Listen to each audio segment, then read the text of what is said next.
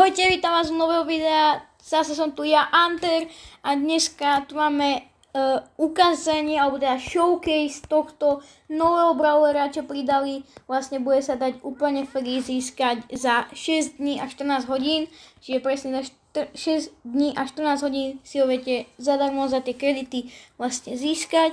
No a ideme si ho vyskúšať, čo robí tento brawler.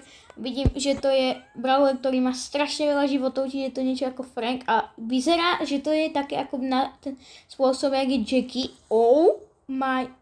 Dobre, to je fakt... aj taká diera tam ostane. Počkaj, čo? Aha, ty v tých dierách máš potom takú tú väčšiu silu, akoby... No jasné, taký rýchlejší si môžeš proste robiť vlastnú cestu. OK. Takže normálna bez tých cubov dáva damage 1960, to je bez žiadneho upgradeu. 1960, jo. A keď som na tejto hline, tak dáva 2548. Čiže tá hlina pomáha. A ultina robí čo? OK.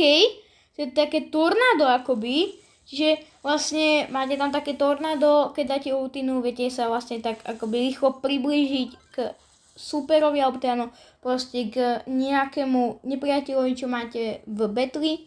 Ešte skúsime, či sa to tak aj odráža, ukáž. Aha, ne, to proste aj ťa zastaví, keď proste... Áno, to ťa tak zastáva.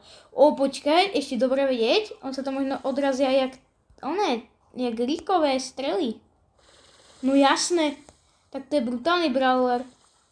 Pin vyzerá nejak takto, pin vyzerá pekne. Takže takto vyzerá tento brawler. Tento brawler má podľa mňa, je to taký, ktorý bude dobrý do brawl ballov, alebo do takých, do brawl ballov. Podľa mňa to bude najlepší, alebo teda bude sa hrať hlavne v brawl balloch, alebo v nejakých proste, kde sa hrá na blízko, inak ne. Takže to by bolo k tomuto a potom sa uvidíme u ďalšieho videa. Čaute.